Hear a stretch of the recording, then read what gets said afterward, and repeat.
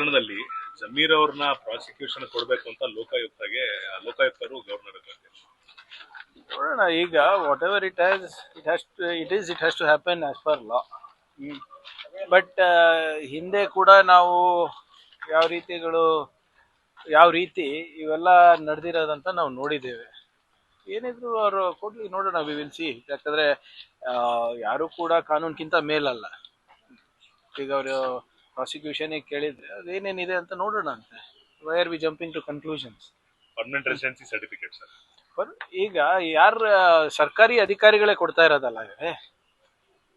ಈಗ ಕಾಂಗ್ರೆಸ್ ಪಕ್ಷ ಅಥವಾ ಬೇರೆ ಯಾರನ್ನ ನಮ್ಮ ಕಾರ್ಯಕರ್ತರು ಕೊಡ್ತಾ ಇದ್ರೆ ನಿಮ್ಗೆ ಪ್ರಾಬ್ಲಮ್ ಇರಬೇಕು. ಈಗ ಸರ್ಕಾರಿ ಅಧಿಕಾರಿಗಳು ಕೊಡ್ಲಿಕ್ಕೆ ಆಗೋದಿಲ್ಲ ಅಂದ್ರೆ ಏನು? ಈಗ ಒಂದು ಮತದಾರ ಪಟ್ಟಿಯ ಪರಿಷ್ಕರಣೆ ನಡೀತಾ ಇದೆ. ಯಾರು ನಾಗರಿಕರಿದ್ದಾರೆ, ಯಾರು ಅರ್ಹರಿದ್ದಾರೆ, ಅವರಿಗೆ ನಾವು ಮತದಾರರ ಪಟ್ಟಿನಲ್ಲಿ ಸೇರಿಸ್ಬೇಕು. ಅದು ನಮ್ಮ ಆದ್ಯ ಕರ್ತವ್ಯ ಆಗಿದೆ. ಅದನ್ನ ಪರಿಷ್ಕರಣೆ ಮಾಡಿಬಿಟ್ಟು ಒಂದು ಉತ್ತಮವಾದಂತ ಪಟ್ಟಿ ಬಿಡುಗಡೆ ಮಾಡೋದು ಎಲೆಕ್ಷನ್ ಕಮಿಷನ್ ಅವ್ರದ್ದು. ನಾವು ಕೊಟ್ಟ ತಕ್ಷಣನೇ ಇವರೆಲ್ಲ ಒಪ್ತಾ ಇದ್ದಾರಾ? There is a process. ಈಗ ಇದಕ್ಕೆ ನಾವು ಇಲ್ಲಿಗಲ್ ಇಮಿಗ್ರೆಂಟ್ಸಿಗೆ ಮಾಡ್ತಾ ಇದೀವಿ, ಬಾಂಗ್ಲಾದೇಶಿಗೆ ಕೊಡ್ತಾ, ಏನಾದ್ರೂ ಕಾಮನ್ ಸೆನ್ಸ್ ಇಟ್ಟು ಮಾತಾಡ್ತಾರ ಬಿಜೆಪಿ ಅವರು? ಮೊನ್ನೆನೂ ಕೂಡ ಹೇಳಿದ್ದೀನಿ, ನಮ್ಮ ರಾಜ್ಯ ಯಾವ ಅಂತಾರಾಷ್ಟ್ರೀಯ ಗಡಿಗೆ ಹತ್ತಿದೆ ಹೇಳಿ? ಬಾಂಗ್ಲಾದೇಶಿ ಬಂದ್ರು, ಎಲ್ಲಿಂದ ಬರ್ತಾ ಇದಾರ್ರಿ? ವೆಸ್ಟ್ ಬೆಂಗಾಲ್ ಅಲ್ಲಿ ನಿಮ್ದೇ ಆಡಳಿತ. ಅಮಿತ್ ಶಾ ಅವರು ನಿಮ್ಮ ಹೋಮ್ ಮಿನಿಸ್ಟರೇ. ಮಧ್ಯಪ್ರದೇಶ್ ಬರ್ತದೆ, ಉತ್ತರ ಪ್ರದೇಶ್ ಬರ್ತದೆ, ಆಂಧ್ರ ಪ್ರದೇಶ್ ಬರ್ತದೆ, ಒರಿಸ್ಸಾ ಬರ್ತದೆ, ಬಿಹಾರ್ ಬರ್ತದೆ. ಮಧ್ಯದಲ್ಲಿ ಹೆಂಗ್ ಬರ್ತಾ ಇದಾರೆ ಇವರು ಬಾಂಗ್ಲಾದೇಶಿದವರು?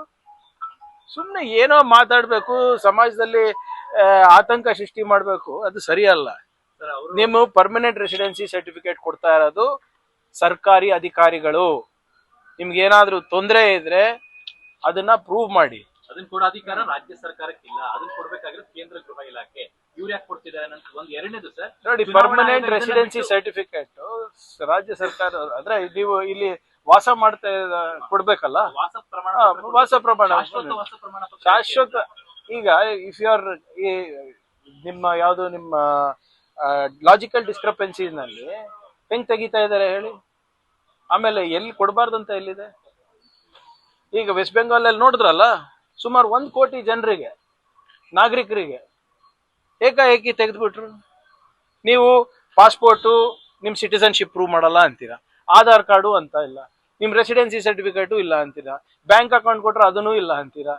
ಮತ್ತೆ what is your document to prove your citizenship? ಚುನಾವಣಾ ಆಯೋಗ 11 ದಾಖಲೆ ಕರೆಕ್ಟ್, ಆಧಾರು ಎಲ್ಲವೂ ಇದೆ. ಅದು ಇಲ್ದಿದ್ದವರು ಇದನ್ನ ತಗೊಂಡು ಅಕ್ರಮ ಮಾಡಬಹುದಲ್ಲ ಅನ್ನೋದು ಅವ್ರ ಆರೋಪ. ಎಲ್ಲ ಆಗಿದೆ ಹೇಳಿದ್ರೆ ಇವ್ರು ಸುಮ್ನೆ ಆರೋಪ ಇಲ್ಲ. ಇವ್ರ ಆರೋಪ ಬಹಳ ಸ್ಪಷ್ಟವಾಗಿದೆ, ಬಾಂಗ್ಲಾದೇಶಿಗಳಿಗೆ ನಾವು ಕೊಡ್ತಾ ಇದೀವಿ ಅಂತ. ಹೆಂಗೆ ಆಗಕ್ ಸಾಧ್ಯ ಆಗುತ್ತಾ? ಸುಮ್ನೆ ನಾನು ಹೇಳ್ತಾ ಇಲ್ವಾ, ಇವರಿಗೆ ಯಾವುದೇ ರೀತಿಯಾದಂತ ಸುಳಿವು ಸಿಗ್ತಾ ಇಲ್ಲ, ಯಾವುದೇ ಎಕ್ಸ್ಕ್ಯೂಸ್ ಸಿಗ್ತಾ ಇಲ್ಲ. ಇವ್ರೆ ಹೊಸ ಎಕ್ಸ್ಕ್ಯೂಸ್ ಗಳನ್ನ ಸೃಷ್ಟಿ ಮಾಡ್ತಾ ಇದಾರೆ. BLOಗಳದ್ದು ಮಾಡಿದ್ರು, ಇದು ಮಾಡ್ತಾ ಇದಾರೆ. ನ್ಯಾಷನಲ್ ಥ್ರೆಟ್ ಅಂತ ಇದೆ. ವಿ ಆರ್ ಸ್ಟೇಟ್ ಗವರ್ಮೆಂಟ್, ಜವಾಬ್ದಾರಿ ಅಂತ ರಾಜ್ಯ ಸರ್ಕಾರ. ನಾವು ನಮಗೆ ನ್ಯಾಷನಲ್ ಥ್ರೆಟ್ ಅಂತ ಹೇಳ್ತಿರ, ನಾಚಿಕೆ ಬರಲ್ವಾ ಬಿಜೆಪಿ ಅವರಿಗೆ? ನಮಗೇನ್ ಕಾನೂನು ಅನ್ನೋದು ಗೊತ್ತಿಲ್ವಾ? ಸಂವಿಧಾನ ಅನ್ನೋದು ಗೊತ್ತಿಲ್ವಾ ನಮ್ಗೆ? ಇವೆಲ್ಲ ನೋಡಿ ಅವರಿಗೆ ಮನವೊಲ್ಸಕ್ ಮಾಡ್ತಾರೆ. ನಾನು ಹೇಳಿದೀನಿ ನೋಡಿ, ಇವೆಲ್ಲಾನು ಕೂಡ ಅವರ standard operating procedure. West Bengal ನಲ್ಲೂ ಇದೇ ಮಾಡಿದ್ರು. BLOಗಳ ಮೇಲೆ ಆಪಾದನೆ ಮಾಡಿದ್ರು, ಮಮತಾ ಬ್ಯಾನರ್ಜಿ ಅವ್ರ ಸರ್ಕಾರದ ಮೇಲೆ ಆಪಾದನೆ ಮಾಡಿದ್ರು, CEC ಹತ್ರ ಹೋಗಿ ನಾಟಕ ಮಾಡಿದ್ರು. ಅದಾದ್ಮೇಲೆ SIR ಬಂತು. CEC ಅವ್ರು ಏನ್ ಮಾಡಿದ್ರು, ಲಾಜಿಕಲ್ ಡಿಸ್ಕ್ರಪೆನ್ಸಿ ಅಂತ ತಂದ್ಬಿಟ್ರು. ಅದರಲ್ಲಿ ಇರೋರು ಬರೋರಿಗೆ ಎಲ್ಲಾರ್ಗು ಕೂಡ ಹೊರಗೆ ಹಾಕ್ಬಿಟ್ರು. ಅದೇ ಒಂದು ಪ್ರಕ್ರಿಯೆ ಇಲ್ಲೂ ಮಾಡ್ತಾ ಇದ್ದಾರೆ. ಅದಕ್ಕೆ ನಾವು ಮುಂಜಾಗ್ರತವಾಗಿ ನಾವು ಮಾಡ್ತಾ ಇದೀವಿ. ಈ ಕೇರಳನಲ್ಲಿ ಚುನಾವಣೆ ಸಂದರ್ಭದಲ್ಲಿ ಪಂಚಾಯತ್ ಕಡೆಯಿಂದ ವಾಸಸ್ಥಳ ಏನು ನಿಮ್ಮ ವಾಸುವ ಸರ್ಟಿಫಿಕೇಟ್ ಕೊಟ್ಟಿಲ್ವಾ? ಅವ್ರು ನೋಡಿ, ನಮ್ಮ ಪ್ರಶ್ನೆಗಳಿಗೆ ಉತ್ತರ ಕೊಟ್ಟಿದ್ರೆ ಇದು ಅಗತ್ಯನೇ ಇರ್ತಾ ಇರ್ಲಿಲ್ಲ ಸರ್. 12 ಪ್ರಶ್ನೆಗಳು ಕೇಳಿದೀವಿ, ಅದ್ರಲ್ಲಿ ಇದನ್ನು ಒಂದು. ಇವ್ರು ಕರೆಕ್ಟ್ ಆಗಿ ನಮ್ಗೆ ಹೇಳಿದಿದ್ರೆ ನಾವ್ ಯಾಕೆ ಮಾಡ್ತಾ ಇದ್ವಿ? ಕ್ಲಾರಿಟಿ ಇದೆಯಾ ನಿಮ್ಗನ? ಕ್ಲಾರಿಟಿ ಇದೆಯಾ ಹೇಳಿ ಸರ್? ನಂದು ಬಿಟ್ಬಿಡಿ, ನಿಮ್ಗಾನ ನಮ್ಮ ಮಾಧ್ಯಮ ಸ್ನೇಹಿತರಿಗೆ SIR ಬಗ್ಗೆ ಕ್ಲಾರಿಟಿ ಇದೆಯಾ? ಪ್ರಕ್ರಿಯೆ ಬಗ್ಗೆ ಕ್ಲಾರಿಟಿ ಇದೆಯಾ? ನಿಮ್ದಾನ ಆಗಿದ್ಯಾ? 2002ರಲ್ಲಿ ನೀವು ಎಲ್ಲಿದ್ರಿ, ಇವಾಗ ಎಲ್ಲಿದ್ದೀರಾ? ಇಲ್ಲ, ನೀವೇ ಪ್ರಯತ್ನ ಮಾಡಿ. ನಿಮ್ಮ ಮನೆ ಸೊಸೆ ಎಲ್ಲಿದ್ದಾರೆ? ನೀವು ನಿಮ್ಮ ಅಕ್ಕಗೋ ತಂಗಿಗೋ ನೀವು ಮದುವೆ ಮಾಡಿ ಬೇರೆ ಊರಿಗೆ ಕಳಿಸಿರ್ತೀರಾ, ಅವ್ರ ಪರಿಸ್ಥಿತಿ ಏನಿದೆ ದಯವಿಟ್ಟು ತಿಳ್ಕೊಳ್ಳಿ. ಸುಮ್ನೆ ಈ ಬಿಜೆಪಿದವ್ರು ಹೇಳಿದಲ್ಲೇ ಸರಿ ಅಂತಲ್ಲ, ನಾವು ಸರಿ ಅಂತ ಹೇಳಿ ನೀವಲ್ಲ ಅವ್ರು ಹೇಳಿದ್ದೆ ಸರಿ ಅಂತ ನಾವು ಒಪ್ಕೊಳಕ್ ರೆಡಿ ಇಲ್ಲ. ನೀವ್ ಹೇಳ್ತಾ ಇದ್ರ ಅಂತ ಹೇಳ್ತಾ ಇಲ್ಲ. ನಮ್ಮಲ್ಲಿ ಆಗ್ಲೇ 201 ತಜ್ಞರು ಇದ್ದಾರೆ, ಇದಕ್ಕೆ ಫೊರೆನ್ಸಿಕ್ ಎಕ್ಸ್ಪರ್ಟ್ ಇದ್ದಾರೆ. Again it is probably the biggest unit in India. So ನಮ್ಮ ಏನು ರೀಸೆಂಟ್ ಆಗಿ ತಾವು ನೋಡಿರ್ಬೋದು, 2-3 important case. Example Prajwal Revanna ಅವ್ರ ಕೇಸ್ನಲ್ಲಿ FSL has done A extremely good job. So ಇವತ್ತು ಅವ್ರಿಗೆ ಕನ್ವಿಕ್ಷನ್ ಆಗಿದೆ ಅಂದರೆ ವೈಜ್ಞಾನಿಕವಾಗಿ ಎವಿಡೆನ್ಸ್ ಬೇಸ್ಡ್ ಆಗಿರೋದು. ಸೊ ಇದನ್ನ ಇನ್ನ ಹೆಚ್ಚು ರೀತಿನಲ್ಲಿ ನಾವು ಬಳಸ್ಬೇಕಂತ ಇದ್ದೀವಿ. ರೀಜನಲ್ ಹೆಡ್ ಕ್ವಾರ್ಟರ್ಸ್ ನಲ್ಲಿ ಕೂಡ ಸ್ಟ್ರೆಂಥನ್ ಮಾಡ್ಬೇಕಂತ. ಮಗಳ ಮೇಲೆ FIR ಆಗಿದೆ, ನಕಲಿ ಜಾತಿ ಪ್ರಮಾಣ ಪತ್ರ, ಯಾವ ಪ್ರೋಸೆಸ್ ಏನಾಗುತ್ತೆ? ಆದಾಯ ಪ್ರಮಾಣ ಪತ್ರ, ನಕಲಿ ಆದಾಯ ಪ್ರಮಾಣ ಪತ್ರದ ಇದು ಆಗಿದೆ. ನೋಡೋಣ, ಅದು ಕಂಪ್ಲೇಂಟ್ ನಿನ್ನೆ ರಾತ್ರಿ FIR ಆಗಿದೆ. ಏನಿದ್ರು ಕೂಡ ನಾವು since it's KPSC is constitutional body, ಅದನ್ನ ಕಾನೂನಾತ್ಮಕವಾಗಿ ಹೇಗೆ ಟ್ಯಾಕಲ್ ಮಾಡ್ಬೋದು ನೋಡ್ಬೇಕು.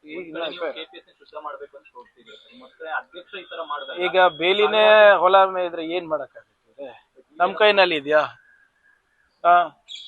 ಎರಡು ಇದು ವಿಚಾರ ನನಗ್ ಬಿಟ್ರೆ KATನೂ ರದ್ದು ಮಾಡ್ತೀನಿ, KPCನೂ ರದ್ದು ಮಾಡ್ತೀನಿ.